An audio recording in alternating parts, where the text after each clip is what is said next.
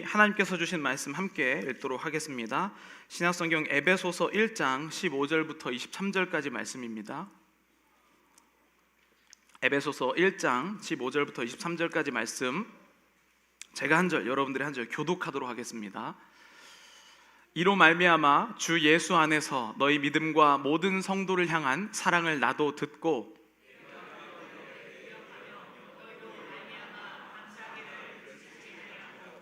우리 주 예수 그리스도의 하나님 영광의 아버지께서 지혜와 계시의 영을 너희에게 주사 하나님을 알게 하시고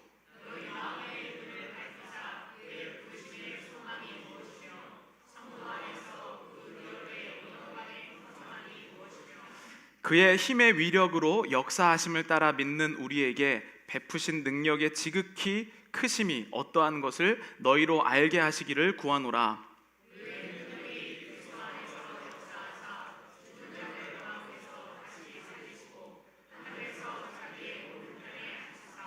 모든 통치와 권세와 능력과 주권과 이 세상뿐 아니라 오는 세상에 일컫는 모든 이름 위에 뛰어나게 하시고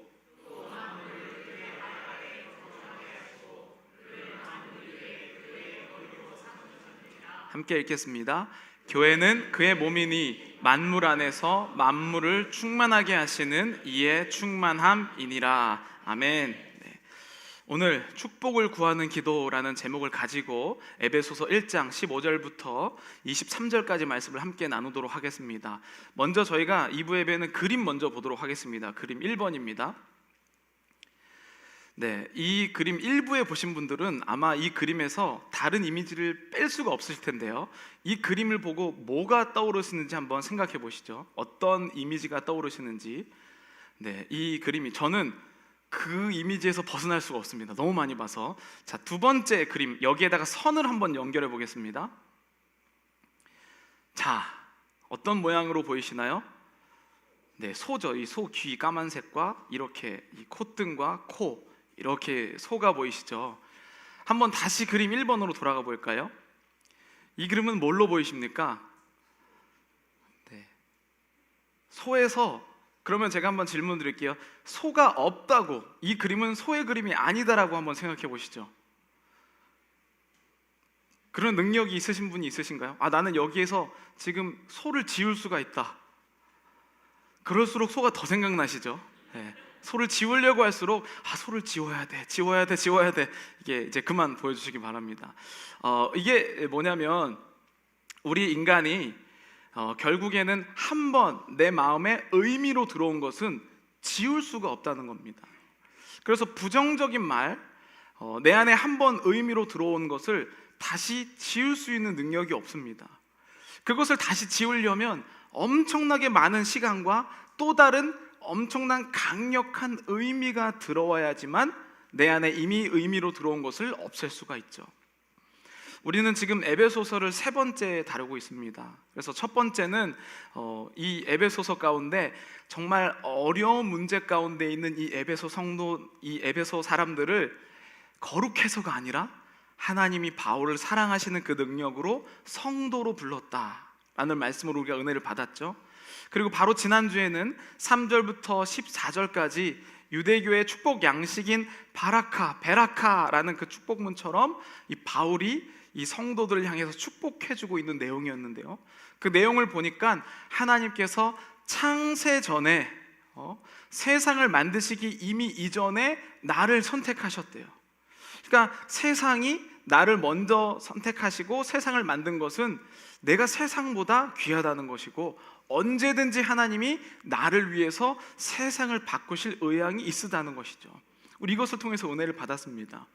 그런데 현실적으로 에베소 교회는 조금 어려운 상황이었어요. 그럼에도 불구하고 바울은 이 에베소 가운데 축복을 계속합니다. 여러분들 그 공부하면 아주 머리가 지끈지끈, 이 단어를 들어도 어려우신 분들이 있으실 텐데요. 도대체 공부한다는 건 뭔가라는 것을 한번 생각해 보셨으면 좋겠습니다. 공부는 나의 몸의 기관 중에서 어떤 기관이 공부를 한다고 얘기할 수 있을까요? 나의 몸의 기관 중에서 특별히 이제 죄송합니다. 열심히는 하지만 결과가 안 나오신 분들은 손으로 주로 열심히 공부를 많이 하시고 막 써요, 그죠? 하지만 머리는 들어오지 않는, 어떤 분들은 막 발이 고생해서 막 어딜 막 가봐요, 그렇죠? 하지만 남지 않는. 결국 공부는 뭔가 우리가 학습하고 배우고 저장한다는 것은 누가 하냐? 뇌가 하죠, 뇌. 근데 이 뇌라는 것이 참 신기합니다. 방금 전에 내가 소라는 의미를 그림 가운데 더하니까 없앨 수가 없었잖아요. 우리가 머리가 아프다, 내가 과부하된다라는 것은 이 뇌가 모든 것들을 의미 있게 받아들였을 때 일어나는 겁니다. 그러니까 뇌가 지금 여러분 보시면 뭐 우리가 손의 감각도 있고 눈, 귀, 그다음에 입, 여러 가지 우리의 외부적인 감각들이 뇌로 다 신호를 보내요. 아, 손이 지금 차다. 이런 거 다 이 손이 뇌로 신호를 보내는 것이죠. 그런데 이 뇌는 모든 신호를 다 나에게 알려주지 않습니다. 왜냐하면 모든 신호를 나에게 다 전달을 하면 나는 머리가 과부하 걸려서 그때부터 머리가 막 깨질 듯이 아프다, 이제 이런 신호가 오거든요. 그러니까 뇌는 뭔가 나에게 필요한 것을 알려주는 것이죠. 그래서 이 부분을, 그러면 뭐를 저장할 것인지 뭘 저장하지 않을 것인지를 뇌가 알려주는 거예요. 그러니까 모든 정보가 들어오지만 나를 보호하기 위해서 뇌는 이것은 내 몸에게 필요한 것이다 라는 것을 저장해요. 이것은 들어오지만 이것은 내 몸에 필요 없는 것이다 라고 하면서 들었는데도 저장을 안 합니다. 많은 분들이 예배에 와서 분명히 귀로는 듣고 있는데 나에게 필요 없는 것이다 라고 하면서 저장을 안 할 때가 꽤 있죠. 다음 주에 오면 무슨 얘기인지 모르시는 분들, 이것은 내 몸 자체가 지금 말씀과 예배가 의미가 없다라고 해석하기 때문에 일어나는 현상입니다. 오늘 바라기는 여러분들이 오늘 이 예배가 인생에서 의미로 다가오시기를 간절히 축복합니다. 네, 그래서 뇌는 뭘로 구분하냐면 이게 의미가 있다라는 것을 저장하는 것이고 나에게 의미가 없다라는 것을 저장하지 않습니다. 근데 만약에 나의 이 모든 감각에서 느껴지는 것을 뇌가 다 받아버리면 어떤 일들이 일어날까요? 공부할 때 갑자기 생전 공부 안 하던 분들이 막 머릿속에 많은 걸 누르면 머리가 막 뜨겁다, 막 터질 것 같다, 이런 얘기를 하시거든요. 이런 현상이 일어납니다. 여러분 그 컴퓨터나 요즘에 이제 핸드폰도 많이 하시죠? 핸드폰 보면 그냥 있을 때는 핸드폰이 별로 안 뜨거워요, 그렇죠? 근데 이 핸드폰에 이제 저는 어른들은 게임 안 하시는 줄 알았거든요. 근데 이제 카톡으로 그렇게 뭘 초대를 자꾸 보내시는 분들이 많이 계세요, 그렇죠? 어른들도 게임 많이 하시더라고요. 근데 게임을 하면요 핸드폰이 뜨거워져요. 뭐냐면 이 핸드폰에 있는 메모리라든지 CPU를 많이 사용하기 때문에 뜨거워지는 겁니다. 머리도 마찬가지예요. 내가 받아들일 수 없는 정보를 많이 하게 되면 머리가 뜨겁고 어려워지게 됩니다. 이게 바로 인간은 의미대로 사는 사람이라는 거예요. 그렇잖아요. 여러분들은 항상 맛있는 걸 먹는 꿈을 꾸지만 실제로 내 마음이 안 좋으면 진짜 맛있는 걸 먹어도 아무 맛도 안 난대요. 이상하지 않습니까? 그러면 내 입이 고장난 겁니까? 나의 감각이 고장난 건가요? 근데 진짜로 아무 맛이 안 나요. 이게 무슨 뜻이냐면 내 뇌가 나한테 의미 있는 것은 중요하게 여기고 나에게 의미가 없는 것은 버려버린다는 뜻입니다. 오늘날 이 에베소의 문제가 바로 이 문제였어요. 세상의 것이 교회 안에서 의미 있는 것으로 자리 잡고 있었어요. 바울은 지금 에베소에서 1장을 계속해서 하면서 축복과 중보 기도를 하면서 뭐라고 하냐면 세상의 것의 의미가 아니라 하나님이 나에게 가장 큰 의미가 있다라는 것을 본문에서 이야기를 하고 있습니다. 그런데 오늘 본문을 보면 이상한 이야기를 해요. 1장 15절부터 16절 우리 함께 보겠습니다. 네, 15절입니다. 이로 말미암아 주 예수 안에서 너의 믿음과 모든 성도를 향한 사랑을 나도 듣고 내가 기도할 때에 기억하며 너희로 말미암아 감사하기를 그치지 아니하고. 이 말을 보니까 제가 여지껏 에베소 교회에 문제가 있어서 바울이 문제가 있기 때문에 이렇게 한다라고 표현을 했는데 보니까 여기에 말씀을 보니까 모든 성도를 향한 사랑을 들었대요. 문제가 없는 것 아닙니까? 그리고 그것에 대해서 감사하기를 그치지 않는다라고 표현을 합니다. 뭔가 지금 안 맞는 부분들이 있죠. 그리고 왜 바울은 에베소가 정말로 훌륭하기 때문에 이러한 칭찬을 한 것인가? 아니면 바울은 다른 것에 의미를 두고 있기 때문에 이러한 칭찬을 하고 있는 것인가? 이 생각을 해봐야 되는 것이죠. 바울이 이방으로 선교 여행을 막 10년 동안 다녔다고 했잖아요. 그리고 교회가 막 여러 군데가 생겼습니다. 그 생긴 교회 중에 문제가 없었던 교회가 있었을까요? 단 한 개도 없겠죠. 모든 교회가 다 문제가 있었습니다. 근데 그 문제가 있는 교회 중에 가장 많은 문제가 있었던 교회를 하나 꼽으라면 아마 고린도 교회를 꼽을 거예요. 고린도 교회에서 있었던, 바울이 편지할 때 고린도 전서 1장 4절에 이 교회에게 어떻게 편지를 썼는지 한번 보겠습니다. 4절입니다. 그리스도 예수 안에서 너희에게 주신 하나님의 은혜로 말미암아 내가 너희를 위하여 항상 하나님께 감사하노니 이는 너희가 그 안에서 모든 일 곧 모든 언변과 모든 지식의 풍족함으로 그리스도의 증거가 너희 중에 견고하게 되어 너희가 모든 은사의 부족함이 없이 우리 주 예수 그리스도의 나타내심을 기다림이라. 이게 여러분 책망 같습니까? 칭찬 같습니까? 칭찬이죠. 이들이 정말로 이들 때문에 하나님께 먼저 감사를 하고 언변과 지식이 풍족하대요. 그리고 너희가 그리스도의 증거가 견고하다. 제일 문제 많은 교회에도 똑같이 바울은 그들을 축복하고 감사한다고 이야기를 합니다. 그러니까 바울에게는 지금 뭔가가 있다는 뜻이에요. 우리가 보는 현실, 똑같이 바울도 그 현실을 듣고 직시하고 있거든요.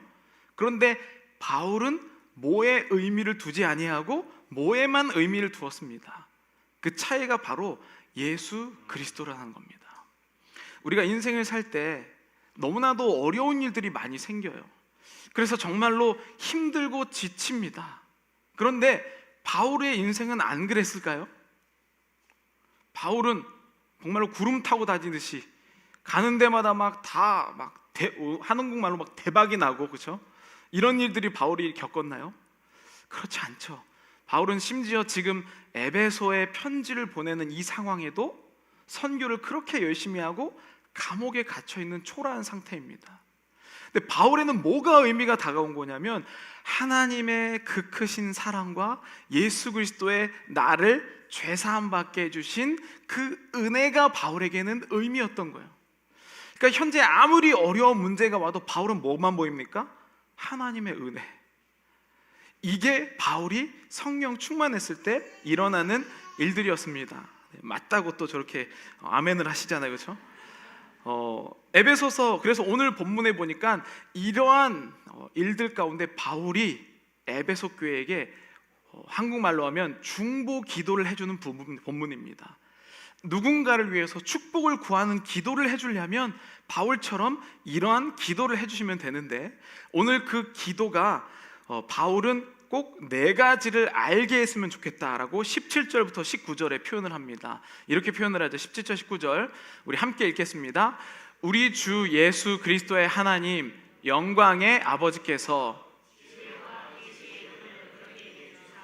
하나님을 알게 하시고 너의 마음의 눈을 밝히사 그의 부르심의 소망이 무엇이며 성도 안에서 그 기업의 영광의 풍성함이 무엇이며 그의 힘의 위력으로 역사하심을 따라 믿는 우리에게 베푸신 능력의 지극히 크심이 어떠한 것을 너희로 알게 하시기를 구하노라. 잠깐 화면을 멈춰주시면 바울이 어떻게 다른 사람들을 축복하며 중보 기도하든지 나옵니다.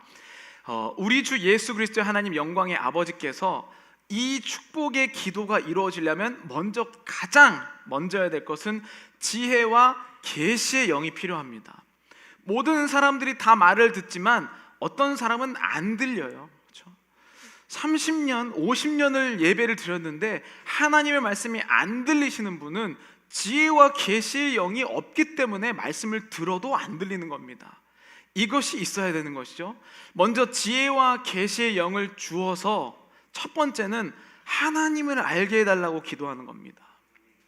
우리는 하나님, 저 사람이 문제를 정확하게 분석해서 다음 스텝은 어떻게 하시고 이 문제를 이렇게 해결하십시오라고 기도하고 싶지만 정말 위기 가운데 있는 바울의 기도는 무엇이냐면 하나님을 충만하게 아는 것이 필요하다는 겁니다. 두 번째는 뭡니까? 너희의 마음의 눈을 밝히사 그의 부르심의 소망을 알게 하는 것. 부르심의 소망을 알게 했으면 좋겠다. 하나님을 충만히 알게 해주시고 부르심의 소망을 알게 해주시는데, 하나님이 여러분 누군가를 만나게 하시고 그 장소에 보내셨을 때는 소명이 있기 때문에 그 자리에 가는 겁니다. 부르심. 그러니까 우리가 문제를 만났다는 것은 하나님이 악인을 그냥 두셨기 때문에 문제가 일어나는 것이 아니라 그것조차도 하나님이 허락하지 않으시면 일어날 수가 없습니다. 내가 여러분 하나님께 원망하는 것은요, 반대로 하나님 입장에서 보면 하나님이 통제하기 못했기 때문에, 하나님이 능력이 없어서 나한테 위기가 있다라고 하소연하는 겁니다. 그렇기 때문에 바울은 두 번째로는 부르심의 소망이 뭔지를 알게 해달라는 거죠. 왜 내가 이 자리에서 이 사람을 만나고 이러한 상황에 처해지는가, 이 부르심을 알기를 바울은 기도하고 있습니다. 그렇기 때문에 여러분 인생에 어려움이 없을 수가 없잖아요. 그때 어떻게 기도해야겠습니까? 하나님이 이 위기를 만나게 해주신 것을 감사해야만 하는 겁니다. 근데 저도 마찬가지였지만 항상 들었던 것은 그거였어요. 왜 하필 나에게 이런 일이, 그렇죠? 왜 하필 저 사람은 아닌데 나한테만 이런 일이 일어나는가? 이게 우리의 기도였다면, 아까 여러분 우리 그 소 그림 있잖아요. 그거가 똑같아요. 내가 원망하는 순간 원망이 없어지지 않습니다. 인간은 능력이 없어요. 이 한 번 나에게 의미로 다가온 것을 지울 수가 없기 때문에 바울은 지금 뭐라고 얘기하는 거냐면, 이러한 원망이 들어가기도 전에 하나님 알기가 충분히 이 잔이 흘러서 완전 넘치도록 임하는 것을 뜻하고 있는 겁니다. 부르심의 소망은 여기서 나온 것이죠. 세 번째는 뭐 하냐면, 모든 이름 위에 그 기업의 영광의 풍성함, 지금 하나님께서 보내주셨던 이 모든 것이 얼마나 풍성한지를 알게 해달라고 세 번째로는 중보 기도를 하고요, 마지막 네 번째로는 하나님의 능력이 지극히 크심을 알게 해달라고 기도합니다. 정리해서 네 가지로 한번 보면, 첫 번째는 하나님을 알게 해달라고 기도를 했고요, 두 번째는 부르심의 소망이 뭔지에 대해서 에베소 성도들이 알게 해달라고 기도했고, 세 번째는 기업의 풍성함, 네 번째는 지극히 크심이 어떠한 것을 알게 해달라고 했습니다. 그런데 네 번째 보니까 하나님이 지극히 크셔요. 그런데 그분이 얼마나 크신지, 그 얼마나 크신지에 대해서 바로 뒤에서부터 20절부터 22절까지 이렇게 표현을 하시죠. 이 하나님께서 예수님에게 어떻게 능력으로 나타내신지를 보고 하나님의 능력이 얼마나 큰지 한번 배우라는 거예요. 20절에 보니까 그의 하나님의 능력이 그리스도 안에서 역사하사 첫 번째는 죽은 자들 가운데서 다시 살리셨대요. 바울이 지금 축복하는 그 에베소 성도들이 이렇게 됐으면 좋겠다, 그의 능력의 위대하심이 나타났으면 좋겠다고 하는데, 그 능력이 첫 번째로는 죽은 자를 살리시는 능력이 있다는 겁니다. 세상에 이것보다 사실 큰 어떠한 능력을 보일 수가 있겠습니까? 죽음이 생명으로 바뀌는 것. 그리고 두 번째는 하나님이 예수님 안에서 어떻게 역사했냐면 자기의 오른편에 앉으셨어요. 예수님이 죽으시고 부활하시고 다시 하늘로 올라가셔서 뭐라 하시냐면요, 하나님과 동등되게 그 통치하는 자리에 있다는 겁니다. 이 정도의 축복을 예수님이 누르셨어요. 그리고 세 번째는 보니까 모든 이름 위에 뛰어난 축복을 주셨어요. 그러니까 예수님의 이름의 권세로 우리가 기도도 하고 예수님 이름의 권세로 모든 능력들이 일어납니다. 이게 뭐냐면 하나님이 능력을 부어주실 때 일어나는 일이라는 거예요. 그걸 지금 너희 에베소 교회한테 내가 축복한다, 중보한다, 이렇게 기도하는 겁니다. 마지막으로는 뭐라고 하냐면요, 또 만물을, 모든 온 세상 것들을 예수님의 발 앞에 복종하게 하시고 그를 교회의 머리로 삼으셨다. 이게 지금 바울이 이 에베소 성도님들에게 축복하는 내용입니다. 봐봐, 예수님이 하나님을 의지했을 때 어떤 축복이 일어나는지 봐봐. 그의 능력이 어떻게 났는지 봐봐. 죽은 자 가운데서 살으시고 하나님처럼 통치하는 자리에 가시고 만물 위의 모든 이름 위에 뛰어나게 해주시고, 그리고 복종하게 하시며 교회의 머리로 삼으셨다는 거죠. 여러분 지금 이러한 엄청난 백그라운드의 축복이 여러분들에게 임한다는 거예요. 그게 여러분들이 하시는 축복 기도입니다. 오늘날 우리의 기도로 살펴보면 맨날 문제만 와서 기도하잖아요. 하나님 오늘 누가 나 괴롭혔어요. 저 사람이 저 미워한대요. 이런 기도만 하시잖아요. 근데 여러분 그런 기도도 필요하죠. 언젠가는 우리 그런 기도도 필요합니다. 그런데 그 기도를 하게 되면 하나님보다는 그러한 아픔들이 내 안에 더 많이 남게 돼요. 씻을 수가 없게 됩니다. 그래서 바울은 지금 뭐라고 하냐면 이러한 어려움의 시간에 지금 아까 왜 에베소 교회가 완전하지 않은데도 에베소 교회를 축복하고 칭찬했을까? 너희가 사랑한다는 것을 내가 들었다라고 표현했을까? 왜냐하면 교회는 문제가 있는 교회든 문제가 없는 교회든 사랑은 언제나 있습니다. 왜냐하면 예수 그리스도의 보혈로 세우신 교회이기 때문이죠. 그런데 위기라는 것은 세상의 의미가 교회에서 강력하게 끼칠 때 이게 위기입니다. 아, 망했다. 아, 힘들다. 이게 사람들을 교회 안의 분위기가 설득할 때가 위기입니다. 축복과 사랑이 넘쳐날 때는 언제이냐면요, 하나님이 충만하시다, 세상 것이 의미가 있는 게 아니라 예수님이 나에게 의미인 것이 성도들이 막 설득되기 시작할 때, 그때가 교회가 좋을 때입니다. 우리 교회는 어떨 때입니까? 저는 요즘에 느낄 때 하나님의 예수님이 우리 교회에 의미가 있는 게 막 느껴져요. 예배 시간에 여러분들 은혜 받으시는 게 막 보여요. 좀 많이 조는 분들이 되게 많으셨었는데 요즘엔 거의 안 졸아요. 네. 완전히 100%는 아니라고 하지만 한 2%는 조는 것 같아요. 네.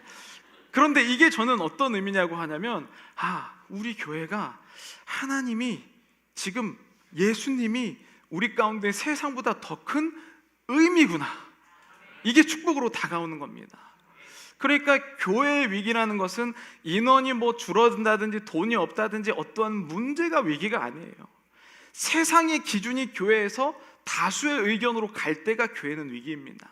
그런 의미에서 보면 우리 교회는 정말 축복받은 교회죠. 그래서 바울이 이 에베소에게 어떤 기도를 합니까? 이 기도를 하는 거잖아요. 4가지 알게 해주세요. 지혜와 계시의 영이 충만하게 하사 4가지 알게 해주시고, 그 4가지에 얼마나 큰 능력이 있냐면 죽음에서 살아나고, 이 4가지에 큰 능력이 있다라고 표현을 하는데, 그 4가지가 지금 어디에 있습니까? 교회에 있다라고.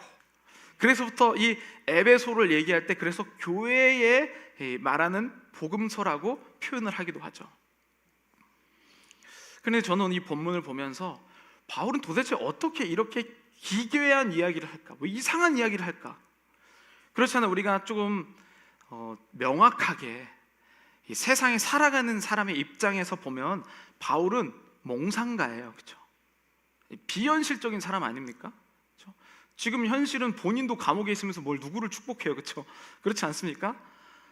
우리 그러잖아요. 기독교인들이 막 자기가 가난한데 누군가를 축복하면 너나 잘 살아라 막 이렇게 얘기하잖아요. 그렇죠? 바울은 그런 현실이잖아요. 그런데도 어떻게 바울은 이렇게 당당하게 축복할 수 있었을까? 저는 그래서 바울이 막 보이기 시작한 거예요. 바울은 도대체 어떻게 이러한 인생을 살게 됐을까? 부모와 아이 중 한 사람은 어른이어야 한다라는 책이 있어요. 부모와 아이 중 한 사람은 어른이어야 한다. 그 책에 보면 이런 이야기가 있습니다. 당신이 미워하는 누군가를 다른 사람이 칭찬하고 있다고 생각해보라. 여러분들이 누군가를 미워하는데 다른 사람이 그 사람을 칭찬하고 있어요. 그 칭찬이 곱게 들리지 않을 것이다. 그 칭찬을 반대로 듣는다는 뜻입니다. 나 자신도 마찬가지다. 내가 나를 미워하는데 누군가의 칭찬과 위로, 격려와 이해의 말이 곧이곧대로 들리겠는가? 나는 나를 사랑하지 못할 때 남이 누군가 나에게 칭찬을 하면 뭔 의도 있는 거 아니야? 또 나한테 뭘 가져가려고? 이렇게 듣는다는 겁니다. 그 말은 반대로 보면 내가 나를 충분히 사랑하고 있지 못하는 것을 뜻해요. 그래서 더 큰 문제는 따로 있다. 자신을 미워하고 공격하는 마음이 또 다른 누군가에게로 전이 된다는 뜻이다. 저는 이런 의미에서 바울에 대해서 정말 많은 시간을 생각해 봤어요. 바울은 어떤 사람이었을까? 바울을 보면 뛰어난 사람이라고 우리가 알고 있잖아요. 정말로 가말리엘이라고 하는 그 당시의 랍비로서는 진짜 탑3 안에 들어가는 그 사람의 제자였죠. 아마 앞날이 창창했을 것이라고 생각이 듭니다. 신분도 로마에서 태어난 로마 시민권자잖아요. 아주 백그라운드도 좋았죠. 많이 배우고. 근데 저는 바울의 모습에서 이상한 모습을 느껴요. 네, 반주해 주세요. 이상한 모습을 느끼는 게 그게 뭐였냐면, 왜 이렇게 바울은 충분히 있는데도 열심히 하는가? 이게 이상한 거예요. 바울이 예수님을 만난 장면 여러분들 잘 아실 겁니다. 바울은 언제 예수님을 만났냐면, 예수님을 믿는 사람들을 잡으러 가다가 예수님을 만났어요. 근데 그 잡으러 가는 모습이 보통 모습이 아니에요. 어떤 모습이냐면 하나님 앞에 열심히 하고 싶은 모습이에요. 어떤 모습이냐면, 저 기독교인들을 내가 잡으면 하나님을 더 사랑한다라고 생각한 거죠. 하나님을 이름을 욕먹이는 저 예수라는 사람은 사이비 같은데 저 사람 믿는 저 부류들을 잡아서 내가 가두면 하나님이 나를 더 사랑하실 거야. 이 마음으로 바울은 살은 거예요. 근데 바울은 다 갖췄는데 왜 그렇게 또 열심히 집착하듯이 이 기독교인들을 향해 갔냐는 거죠. 어떻게 갔냐면 대제사장한테 찾아가갖고 지금 저 기독교인들 제가 잡아갖고 감옥에 가두겠습니다. 누가 물어보지 않았어요. 바울, 네가 저 예수 믿는 자들 좀 잡아와라. 이렇게 한 적이 없어요. 자기가 그냥 열심히 가갖고 한 거예요. 왜 바울은 이랬을까? 저는 그 부분에 대해서 많은 묵상이 이루어지는 거예요. 그리고 오늘날 이 교회 가운데, 그리고 오늘날 많은 신앙인들 가운데 왜 이렇게 우리가 하나님을 열정적으로 믿는다고 얘기하는데 문제가 많이 생길까? 이런 마음이 저한테 들어간 겁니다. 근데 보니까 바울이 그 다메섹 도상에서 예수님 믿는 자들을 잡으러 가다가 예수님을 만나버려요. 그리고 눈이 안 보이잖아요.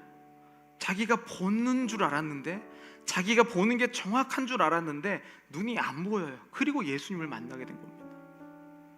예수님한테 도대체 누굽니까? 라고 물어봤을 때 예수님 이렇게 얘기하잖아요. 나는 네가 박해하는 예수다. 저는 바울이, 오늘날 제가 바울에 대해서 연구해 봤을 때 결핍이 있는 존재라는 생각이 들었어요. 훌륭한 사람이죠. 세상에서 인정받은 사람이고 가능성도 많은 사람입니다. 근데 결핍이 있는 것 같아요. 그 결핍이 뭐냐면 뭔지는 모르죠. 성경에는 그 결핍이 뭔지는 명확하게 안 나와요. 근데 그 결핍은 결국엔 자기가 온전히 충분한 사랑을 받아본 적이 없는 거예요. 그러니까 자기가 그 결핍을 막 채우려고 이것저것 막 마음속에 집어넣는 겁니다. 이렇게 하면 하나님이 더 사랑하시겠지. 우리도 사실 여러분 교회 이렇게 다닐 때가 많잖아요, 그렇죠? 내 안에 있는 충분히 한 번도 받아본 사랑이 없어요. 우리가 가정의 달을 하는데 가정의 달에 이게 회복이 안 되면 또 상처로 바뀔 수밖에 없습니다. 뭐냐면 결핍에 대한 해결입니다. 바울이 이게 해결이 안 되니까 정말 열심히 목마른 거에 하면 할수록 예수 믿는 자들 원래도 잡았어요. 근데 잡으러 다녔는데 더 열심히 잡으러 다녀요. 허락까지 맡아서. 이 결핍이 주는 이 결과들이죠. 사마리아 여인도 마찬가지 아닙니까? 우물가 여인도 내가 목마른 겁니다. 아무리 내가 예배를 열심히 드려도 또 목마른 거야. 밑 빠진 독에 물 붓기. 그 결핍이 도대체 뭐냐는 거죠. 결국에 그 결핍이라는 것은 내가 감당할 수 없을 만한 충분한 사랑에 대한 경험이 없기 때문에 그렇습니다. 보통 결핍은 가정에서부터 나타난다고 생각을 해요. 아까 얘기했잖아요. 당신이 미워하는 누군가를 다른 사람이 칭찬하고 있을 때 나는 그것을 칭찬으로 안 들려요. 그렇죠?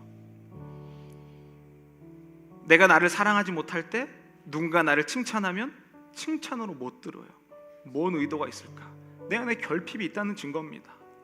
그런데 그 결핍이 예수님으로 충분히 채워지지 않으면 교회 와서 날마다 우리는 반복하는 겁니다. 그거 채울 수 없는 것으로. 근데 바울은 그 사랑을 맛본 거예요. 바울은 여지껏 내가 열심히 할수록 하나님이 사랑한다라고 생각하는 공로, 자신의 의, 이렇게 생각했는데 예수님이 언제 이 사람을 사랑했습니까? 자기 믿는 자들을 박해하러 갈 때 이 사람을 사랑했어요. 내 노력이 아니구나, 내가 열심히 한다고 사랑받는 존재가 아니구나. 이 예수님이라는 분은 내가 자기 믿는 자들을 잡으러 가는 그 중에도 나를 사랑한다고 얘기하는구나. 자기가 감당할 수 없는 그 충만한 흘러 넘치는 사랑의 경험이 있었기 때문에 바울은 더 이상 세상이 의미가 주는 것이 아니라 예수님만이 인생의 의미를 주었어요. 그래서 이런 축복 기도를 해줄 수 있는 겁니다. 저는 오늘 여러분들 가운데 이 마음이 회복되시기를 간절히 축복합니다. 우리 누군가를 위해 기도하고 싶잖아요. 우리 자녀를 위해 기도하고 싶고 부모님을 위해서 기도하고 싶잖아요. 근데 어떤 기도인지 여러분 아시죠? 내가 얼마나 결핍의 기도를 하고 있는지 아시죠? 축복은 그런 것이 아닙니다.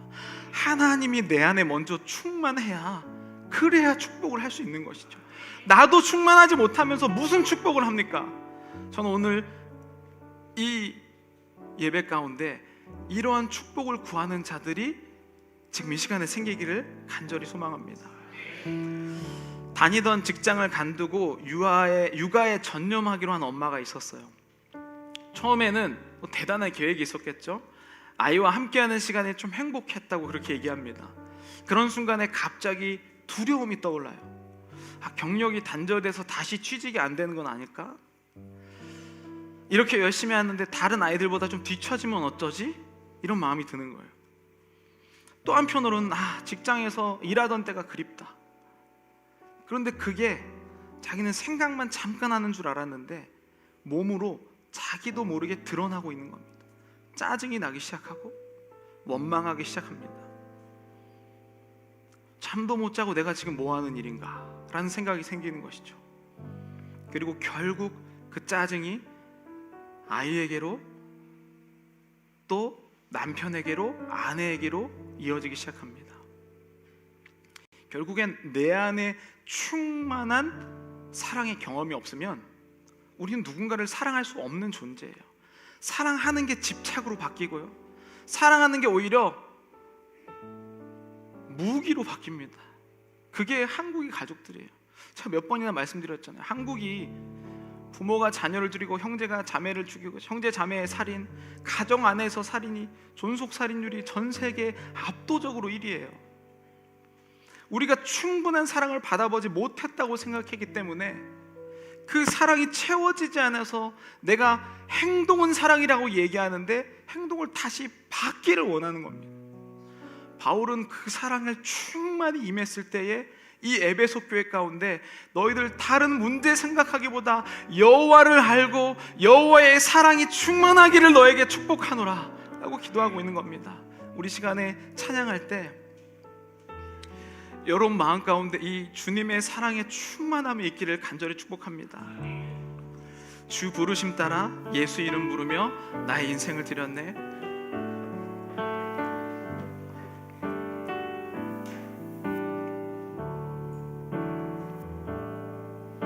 주 부르심 따라 예수 이름 부르며 나의 인생을 드렸네. 사람들 이해 못하고 결과 어떠하든지, 사람들 이해 못하고 결과 어떠하든지 주만 따라가기 원했네. 주만 따라가기 원했네. 이제와 돌이켜보니 그저 부끄러울 뿐, 이제와 돌이켜보니 그저 부끄러울 뿐. 모두 다 주의 은혜라. 모두 다 주의 은혜라. 벼랑 끝에서 나를 주님의 손이 이끌어 여기까지 주의 인도하셨네. 손이 이끌어 여기까지 인도하셨네. 우리 하나님의 사랑은 날 떠난 적이 없습니다. 하나님 사랑 날 떠나지 않고 끝까지 사랑하셨기에, 끝까지 사랑하셨기에 오직 예수와 십자가만 오직 예수와 십자가만 바라보면서 나의 생명도 아낌없이 드리기 원했네.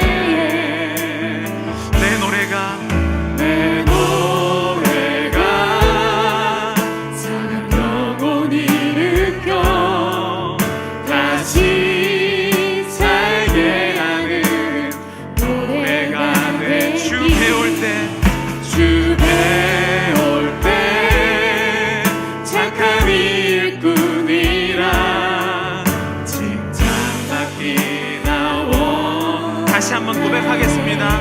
주 부르심 따라 주 부르심 따라 예수 이름 부르며 예수 이름 부르며 나의 인생을 드렸네. 사람들 이해 못하고 사람을 이해 못하고 결과 어떠하든지 주만 따라가기 주만 따라가기 원했네. 이제와 돌이켜보니 그저 부끄러울 뿐 이제와 돌이켜보니 그저 부끄러워. 모두 다 주의 은혜라. 모두 다 주의 은혜라. 벼랑 끝에 선 나를 주의 손이 이끌어 끝에서 나를 주의 손이 이끌어 여기까지 인도하셨네. 여기까지 인도하셨네. 하나님 사랑 날 떠나지 않고 하나님 사랑 날 떠나지 않고 끝까지 사랑하셨기에 오직 예수와 십자가만 바라보면서 나의 생명도 아낌없이 드리기 원했네. 하나님 사랑 날 떠나지 않고 하나님 사랑 날 떠나지 않고 끝까지 주님이 사랑하셨습니다. 아멘. 끝까지 사랑하셨기에 오직 예수와 십자가만 바라보면서 나의 생명도 아낌없이. 우리 마지막 한번 고백하겠습니다. 하나님 사랑 날 떠나지 않고 하나님 사랑 날 떠나지 않고 끝까지 사랑하셨기에 끝까지 사랑하셨기에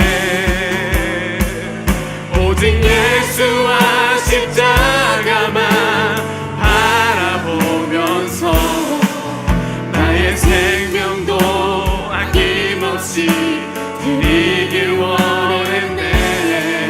내 노래가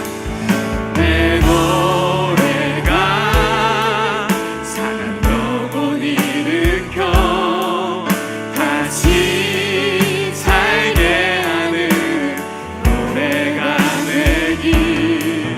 주 배울 때 착한 일꾼이라 칭찬받기 나온.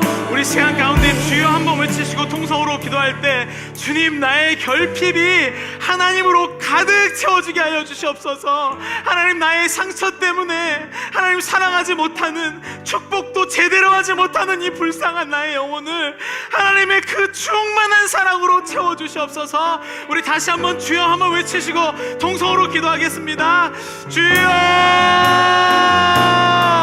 하나님 아버지 이 시간 가운데 하나님 우리의 아버지 그 결핍 나의 그 상처 하나님 아버지 내가 잘해야만 인정해줬었던 잘해야만 아버지 사랑을 받았던 그 모든 과거들 하나님 정리하게 하여 주시옵소서.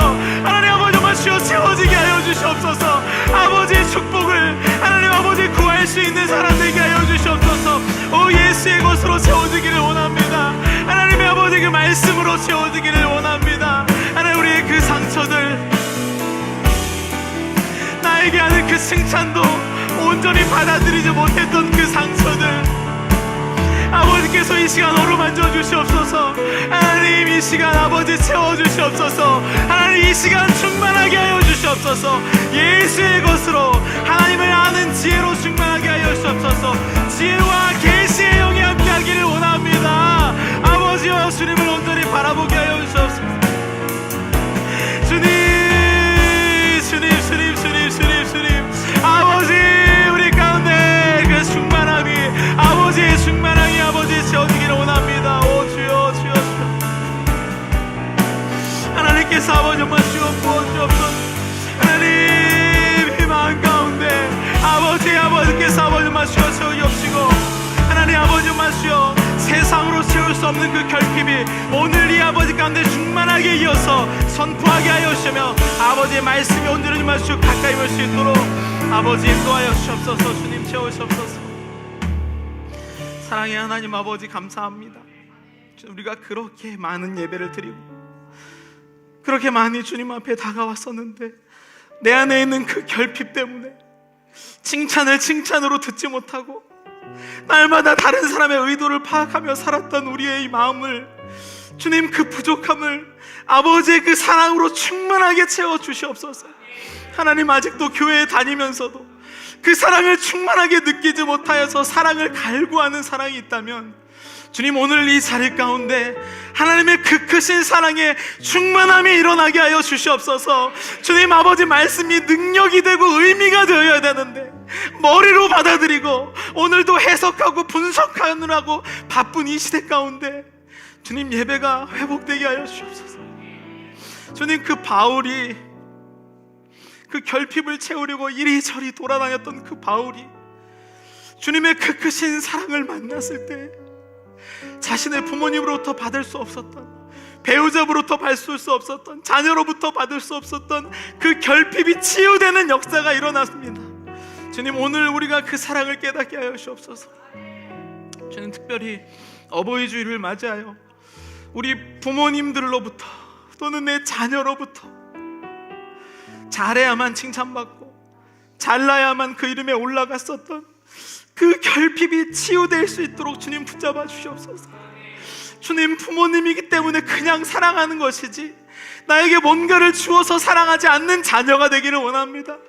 주님 나의 자녀가 잘나서 이 자녀가 나에게 잘해서 자녀가 아니라 그냥 그 자녀가 기쁜 자녀가 되게 하여 주시옵소서. 주님 이 결핍들이 하나님의 사랑 안에서 치유되게 하여 주시옵소서. 아버지 우리 결핍을 치유할 곳이 없어서 이리저리 오늘도 우리 가정 가운데 자녀에게 부모에게 배우자에게 이리저리 가고 있는 우리의 이 모습들 주님의 사랑이 아니면 치유될 곳이 없습니다. 하나님의 사랑이 충만하게 흘러 넘치도록 임하게 하여 주시옵소서. 우리가 그 말씀을 선포하는 교회 되기를 원합니다. 주님 이제부터 세상의 것이 교회 가운데 의미를 찾는 것이 아니라 오직 예수 그리스도만이 우리 교회의 머리 대신 예수만이 의미가 되고 예수만이 우리의 주인 될 수 있는 교회 되게 하여 주시옵소서. 우리가 정말로 다른 사람들을 위해 진짜 축복하고 싶습니다. 내 안에 결핍이 해결되어서 흘러넘치는 그 축복으로 다른 사람을 축복을 구하는 기도를 할 수 있는 그 영광을 우리에게 허락하여 주시옵소서. 예수님의 이름으로 기도드렸습니다. 아멘. 이 시간 다 함께 일어나셔서 다시 복음 앞에 찬양하시겠습니다.